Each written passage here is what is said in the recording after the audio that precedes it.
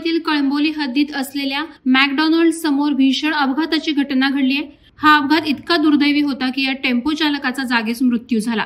पुण्याहून मुंबईकडे जाणारी बस क्रमांक MH14KQ 5925 फ्लायओव्हर जवळ आली असता मागून भरधाव वेगात येणाऱ्या टेम्पो क्रमांक MH46CL 7064 यानं बसला जोरदार धडक दिली। हा अपघात इतका भीषण होता की टेम्पो चालक टेम्पोमध्येच अडकून त्याचा जागीच मृत्यू झाला। पोलिसांनी दिलेल्या प्राथमिक माहितीनुसार टेम्पो चालकाचं वाहनावरील नियंत्रण सुटल्याने हा अपघात झाला। या अपघाताचा पुढील तपास कामोठे पोलिसांमार्फत सुरू आहे। घटनास्थळी कळंबोली वाहतूक पोलिसांमार्फत वाहतुकीचं नियंत्रण करण्यात येत आहे।